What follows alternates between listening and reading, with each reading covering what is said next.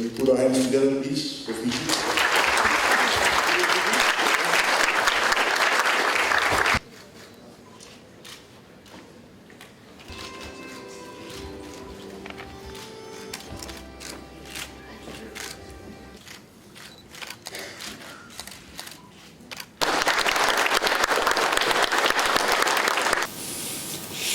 Your Excellencies, Heads of States, Your Excellencies, Honorable Prime Ministers, Your Excellencies, members of the Diplomatic Corps, ladies and gentlemen, Mbulaminaka, and a very good afternoon to you all. Once again, our deliberations are drawing to an end, and it is my task to formally close the third Pacific Islands Development Forum Summit. But before I do, I've been asked to make an important announcement, and that is to name our new Secretary General of the PIDF. And the person we have chosen to take our organization forward is Mr. Francois Martel of Samoa. Mr. Martel, please.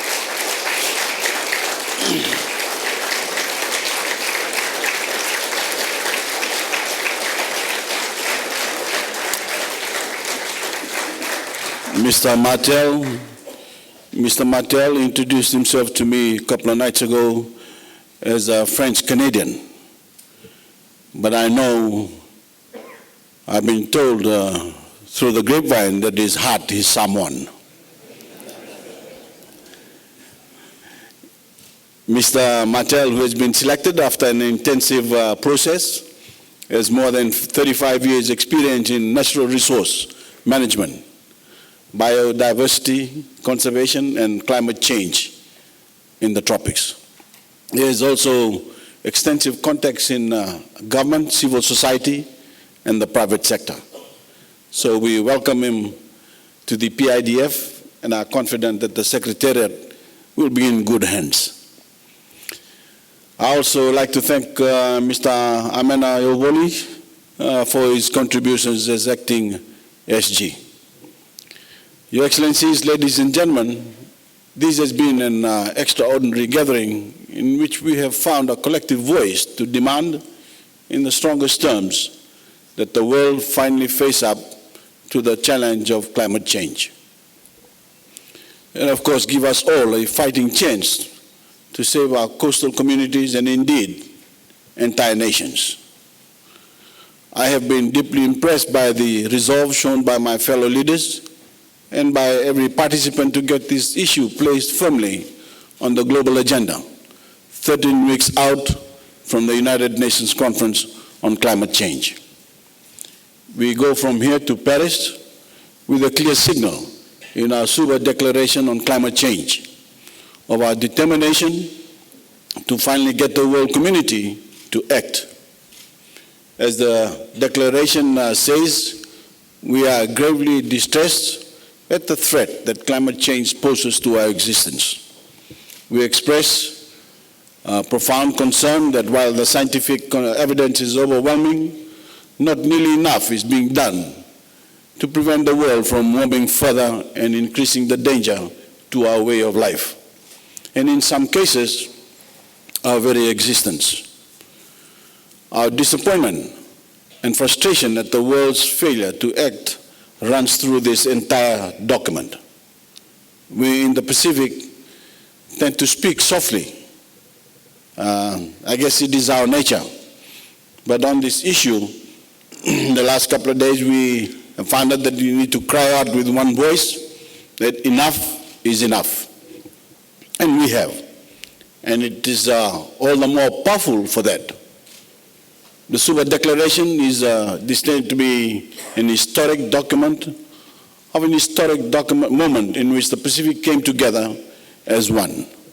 And it caps a week in which successive speakers have warned of the extreme gravity of the challenge we face.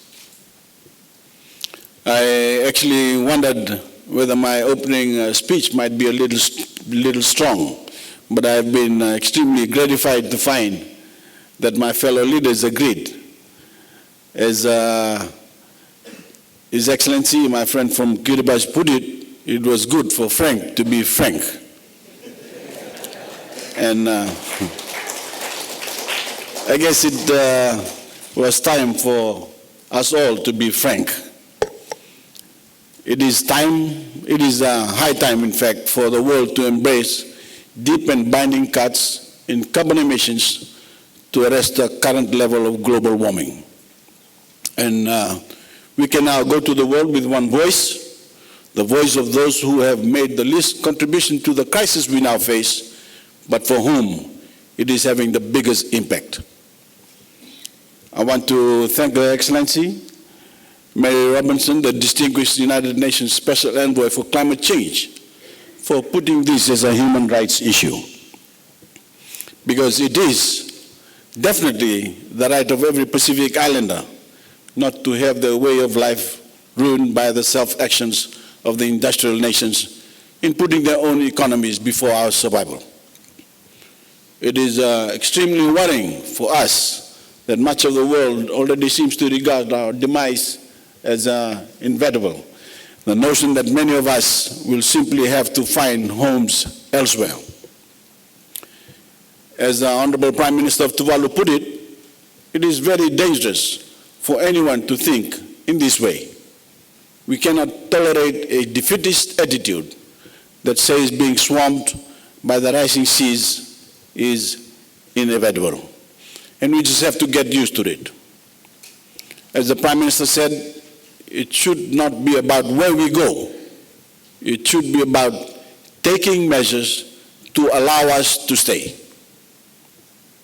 We passionately believe that if the international community shows enough resolve, the impact of climate change on our way of life should not include having to move anywhere.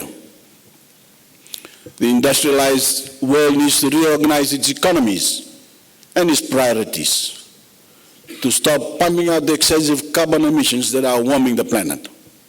And we in the Pacific implore them to make the deep and binding cuts in emissions that are needed to halt our slide into disaster. We have 13 weeks before Paris to get the ordinary citizens of these nations to demand action from their governments to save us. So we call on ordinary people the world over to stand with us in the Pacific, to lobby their politicians, to accept changes to their lifestyles so that our way of life can continue. To let us sink beneath the waves is totally immoral.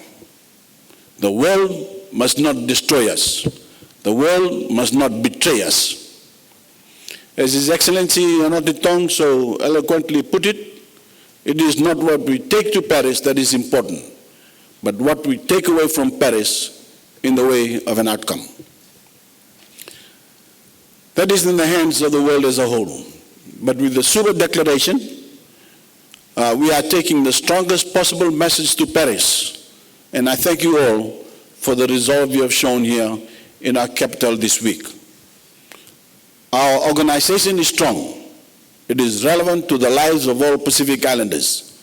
It is also no exaggeration to say that this week the PIDF really found its voice. And that voice will ring out across the world in the days and weeks ahead.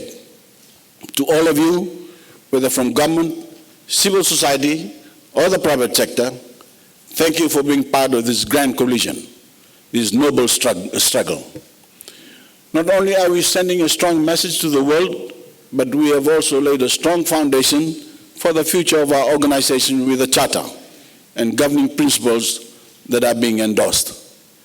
We now have a new Secretary General, and we are laying the foundation for our unique organization to grow in strength as the only jointly independent voice of the Pacific small island developing states, free from the dominance of larger countries. With each year, we are gaining strength with new members and new partnerships. And I also want to thank Mrs. Robinson for coming to Suva to be with us, as well as our chief guest, the Deputy Prime Minister and Foreign Minister of Thailand, General Thanasak, and the Commonwealth Secretary General, Kamlesh Sharma. These global figures of influence have come to Suva to engage with us and stand with us as we face these challenges, and for that we are deeply grateful. But I also want to thank each and every one of you in this room for your roles in making the third PIDF summit such a success. Where else can you listen to several of our island leaders on the same podium, swapping ideas and dispensing food for thought? Where else can there be such a free-flowing exchange between leaders, civil society groups, and of course businesses? Where else, informally and in the relative absence of security, can we still engage with each other in the Pacific way? As you leave for your home countries, the Fijian people bid you farewell and hope you have enjoyed our unique hospitality. Excellencies, ladies and gentlemen, the fight is not over. It will continue all the way to Paris and beyond. We have never been more united on any issue or shown more resolve. So I have great pleasure in declaring the third Pacific Island Development Forum Summit an unqualified success, and to formally close our deliberations until we meet again in 2 years' time. Thank you. God bless you all.